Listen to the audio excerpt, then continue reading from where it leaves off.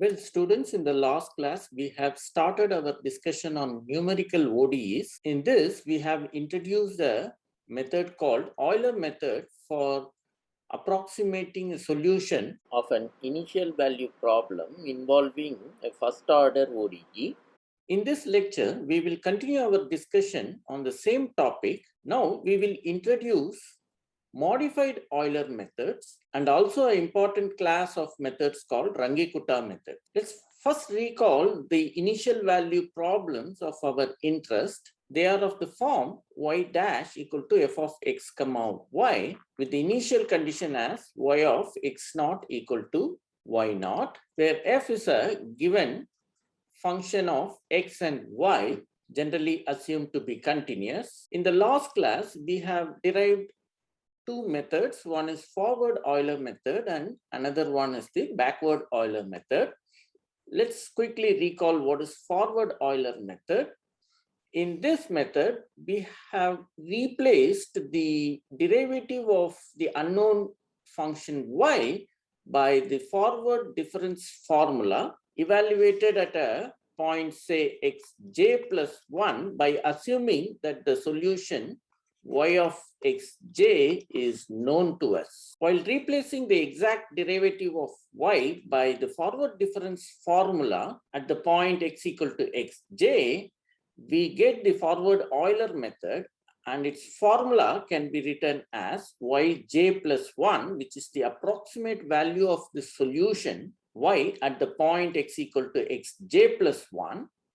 And that is given by yj plus h into f of xj comma yj, where yj denotes the approximate value of the solution at the point x equal to xj. And this formula can also be obtained equivalently from the integral equation. If you recall, in the last class, we have stated a lemma where we have seen that any solution of your initial value problem will also be a solution of this integral equation, and converse is also true.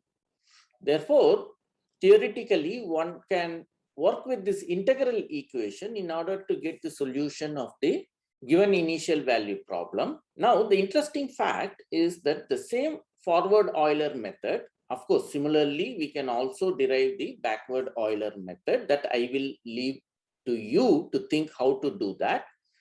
But here what I would like to say is that the same forward Euler method can also be obtained using the integral form of our initial value problem. If you recall, that is given by y of x is equal to y naught plus integral x naught to x f of s comma y of s ds, right? So that's the integral form of our initial value problem. Now, in order to get the forward Euler method, we have to carefully choose the upper and lower limit of the integral, and correspondingly what will be this value. Remember, this integral equation is framed in order to get the solution at any point x with the knowledge that we know the solution at x equal to x naught, right? The same idea is carried over to get the value of the solution at xj plus 1 by assuming that we know the solution at some point, okay? Say x equal to xj. And now the forward Euler method is obtained by suitably choosing the node points such that the right hand side finally reduces to exactly the formula for forward Euler method. If you see, one can go for choosing the nodes as xj and xj plus 1. That is, you choose x equal to xj plus 1 and x naught equal to xj in this general form, then you land up in this integral equation. Now, once I choose this, now the question is, from here, how can I get the forward Euler method? Well, you can see that the integral on the right hand side can be approximated by rectangle rule, right? So it all depends on how you are approximating or what quadrature formula you are using for this integral. So different quadrature formula leads to different numerical method for your ODE. Here what we will do is we will use rectangle rule. Now what is rectangle rule? It is nothing but integral a to b f of x dx will be b minus a into f of a, right? So the same thing I'm doing here, b minus a into f of a. A is xj now. Therefore, xj and y of xj.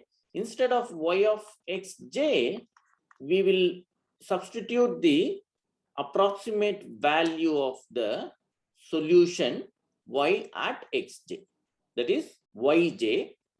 And that precisely gives you h into f of xj comma yj, assuming that xj plus 1 is equal to xj plus h. That is how we generally generate our nodes. Now you put this into your integral equation. You can see that you get the formula for forward Euler method. Similarly, you can also think how to derive the backward Euler method from this integral equation. There are two key steps in this. One is to choose the correct nodes, and second thing is to put the correct quadrature formula for this integral. You have to look at the backward Euler method and come back and choose the corresponding nodes and the corresponding quadrature formula. So I'll leave it to you to think that. Now, once you have this idea that I can also derive numerical methods for this initial value problem through this integral equation, now we have scope to derive many numerical methods for our initial value problem, depending on how we choose our nodes here and here, and also what is the quadrature formula that we choose. So different choice of nodes and different quadrature formulas lead to different numerical methods for approximating solution of our initial value problem. So in this way, we have many more choices other than Euler method, and these methods are generally called modified Euler methods. Let us, for instance, try to put the midpoint rule and see what kind of numerical method that comes out through the midpoint rule. Let us recall the midpoint rule first. To evaluate the integral a to b f of x dx, the midpoint rule gives us the formula b minus a into the midpoint of the interval a plus a comma b, which is a plus b by 2, right? Now, going back to our integral equation, y of x is equal to y naught plus integral x naught to x f of s comma y of s ds. We have to suitably choose the parameters x naught, x and y naught in order to fit the midpoint quadrature rule comfortably in the integral. Remember, we need the function value at the midpoint of the interval. Therefore, you have to choose this lower and upper limits in such a way that there is a node point in between these 2 points. That is why we suggest to use xj minus 1 to xj plus 1, so that you have a node point in between these two, that is xj. Okay, so any quadrature rule that we give, the crucial point first is to choose the node points in such a way that all the points which are involved in the quadrature formula are basically the node points in your data set. That you have to take care. Since your midpoint rule involves the function value at the midpoint of the interval, you have to choose your nodes in such a way that the midpoint of the interval on which you are integrating should also be a node point in your data set. So that is very important. Once you fix this interval, then you simply have to put the solution value at the lower limit of the integral. That is the part of your integral equation itself. You see the lower limit of the integral equation is x naught, and the value of the solution at that point is what is sitting here. So the same pattern should be followed here also. And that is how you land up with this form of the integral equation, basically in order to apply the midpoint rule. Once you write this equation correctly, then you are almost 80% through with developing your numerical method based on that quadrature rule. Now it's only one step ahead, that is you just put the quadrature formula that you want to apply. Here it is the midpoint rule.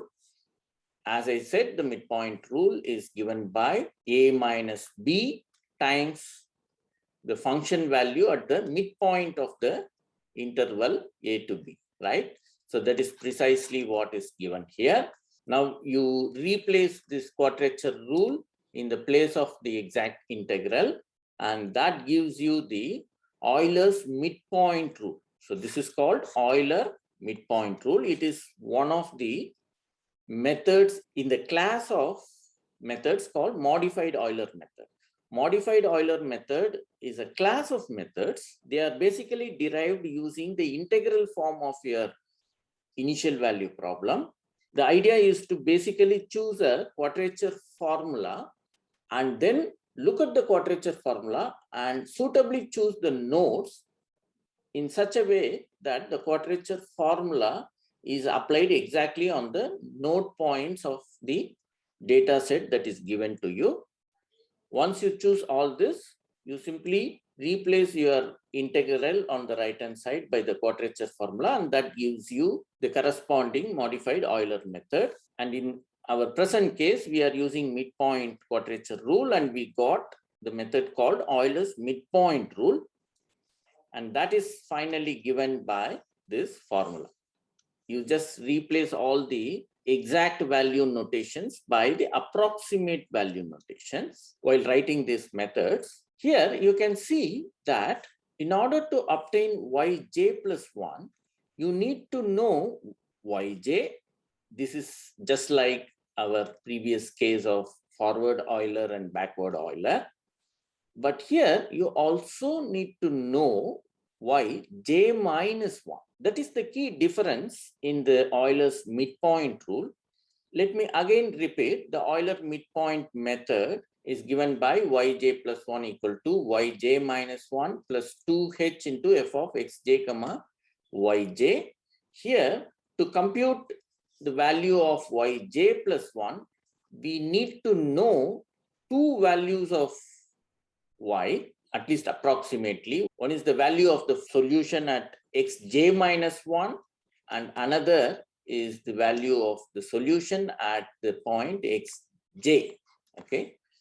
Approximately, of course. Therefore, if you want to find the solution at y1, say, you can see that you need to know the solution at y0, right? Also, you need to know the solution at one more grid point before y0. Let us call it as y minus 1. But unfortunately, we only know the solution at x equal to x0 from our initial condition. Therefore, we don't know the value of y minus 1, right? In order to start the method, remember, somehow if you have found y1, then of course for y2 you have no problem, because for y2 you need y1 plus 2h into f of x0 comma y2 equal to y0 plus 2h into f of x1 comma y1. That will go on. Similarly, y3, y4 and all will go on without any problem. It's only the problem with y1. Therefore, one needs some other method to first find the value of y1 And then you come back to this Euler's midpoint method and start doing y2, y3, and so on. For instance, one may find y1 using forward Euler method, right? And then you start doing with the Euler midpoint method. That is one way of doing. You can also use backward Euler method and find y minus 1 and then start doing y1 as I showed you, y1 equal to y minus 1 plus 2h into f of x naught comma y naught. You can use and get y1, and then from there you can go on with y2, y3, and so on. Whatever it is, you need some other method to start initially, and then once you get y1, then y2 onwards, you will go with this method. So that's one drawback, but one can see that this method gives better result than Euler method. And because this method involves the knowledge of the solution at two grid points, this method belongs to a general class of methods called two-step methods. Similarly, one can devise three-step method, four-step methods, and so on. Let us see an example. Let us consider the initial value problem, y dash equal to y and y of 0 equal to 1. If you recall, we have already used the forward Euler method to compute the solution for this initial value problem. Our interest here is to find the solution at the point x equal to 0.4. That is, we want to find y of 0.4 with h equal to 0.01. As I told you, we cannot find y1 using Euler midpoint method. We have to rely on some other method. Here we will go for the forward Euler method and get y1, which is nothing but the approximate value of y of x1. What is x1? x1 is nothing but h, right? Because x0 is 0.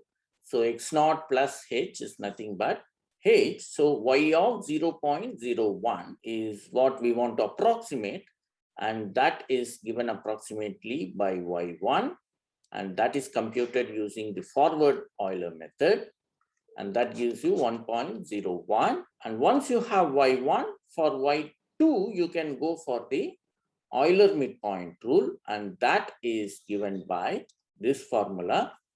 And by plugging in all the relevant values of these parameters, you will have the value of y2 as approximately 1.0202. And similarly, you can now go on with y3, y4, and so on. You can keep on going. Well, I will stop up to y equal to 0.04. Maybe I was intended to write the value of y of 0.04. By mistake, I would have written 0.4. Of course, you can go on with this and get y of 0.4 also. But let us stop up to y of 0.04. Here, the exact value is given by 1.040811 approximately, and the error involved in this approximation is really very small. If you recall, from the forward Euler method applied to the same initial value problem with same parameters, we had an error whose value is approximately 0.0002, and you can see that the Euler midpoint rule approximated the solution much better than the forward Euler method in this particular example. If you observe carefully, the methods that we have derived so far, whether it is forward Euler or backward Euler or Euler midpoint rule, all these methods come under a class of methods called explicit methods. What are explicit methods? Well, you don't know what is yj plus 1. You want to compute the solution at the point xj plus 1. For that, you are going for some approximate formula, and that approximate formula depends on some known quantities, right? In the forward Euler method, it is yj plus hf of xj comma yj. And similarly, the midpoint rule, it is y j minus 1 plus hf of xj comma yj. Maybe there's a 2 here, right? If you see all these formulas, you are trying to obtain the unknown value in terms of known quantity. These are the quantities which are coming from your previous steps and they are already obtained, right? In that way, the right-hand side is fully known to you. That is why these methods are called explicit methods. There are also another class of methods called implicit methods, where the unknown is expressed in terms of unknowns only. Let us derive one such method. For that, let us use trapezoidal rule for the integral. Again, you have to carefully write this integral equation by suitably choosing the nodes. Remember, we are going to use trapezoidal rule, and trapezoidal rule involves the function values at the lower limit and the upper limit of the integral. There is no intermediate nodes involved in the quadrature rule.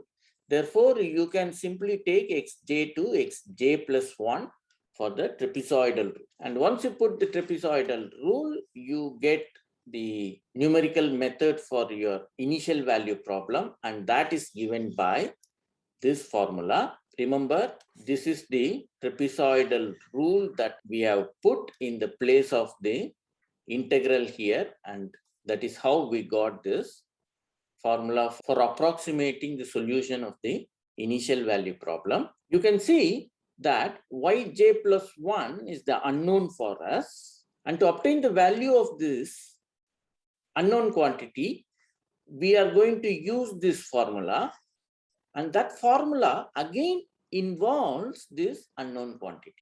And thus we got an implicit relation for yj plus 1. And in general, if f depends on y in a nonlinear way, then this expression will give rise to a nonlinear equation, and you have to solve this nonlinear equation to get the value of yj plus 1. Therefore, you will have to take the help of one of the previous chapters on finding roots of a nonlinear equation. Okay, this method is called the Euler's trapezoidal method. Now, once you get this idea, you can also go ahead with Euler-Simpson's method and so on. If you have to develop Euler-Simpson method, you have to carefully choose these nodes in a slightly different way, something similar to the midpoint rule, because Simpson's rule also involves the function value at the midpoint of the interval, right? So that you have to keep in mind. I leave it to you to develop Euler's Simpson's method.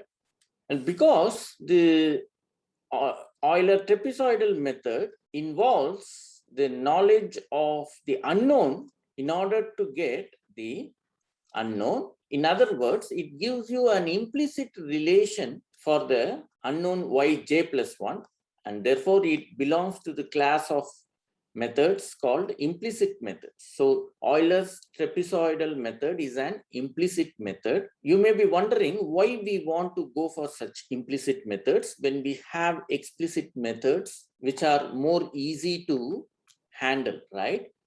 But if you do stability analysis, which we are not going to do in this course, you will see that implicit methods have better stability properties than explicit methods. That is why often implicit methods are preferred than explicit methods.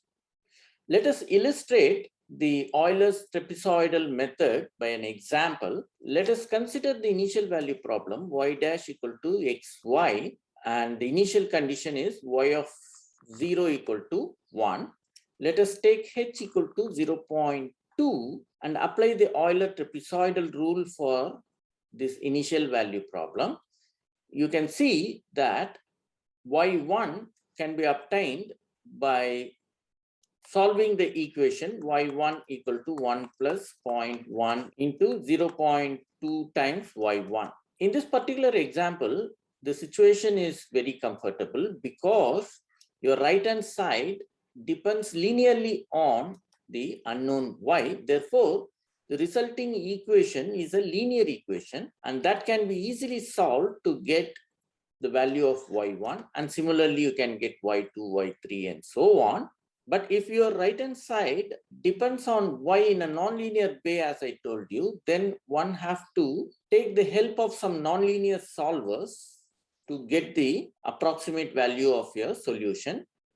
To illustrate this, let us take the initial value problem, y dash equal to e power minus y, and y of 0 equal to 1 is the initial condition. Let us apply the Euler trapezoidal rule with h equal to 0.2. In this case, the equation for y1 is given by y1 is equal to 1 plus 0.1 in e power minus 1 plus e power minus y1, right? So you have a nonlinear term here involving y1, and therefore that leads to the nonlinear equation y1 minus 0.1 into e power minus 1 minus this equal to 0. So you have to solve this nonlinear equation to get the value of y1. Generally, you may use one of the nonlinear solvers like secant method or Newton-Raphson method, or some fixed point iteration method to solve such equations.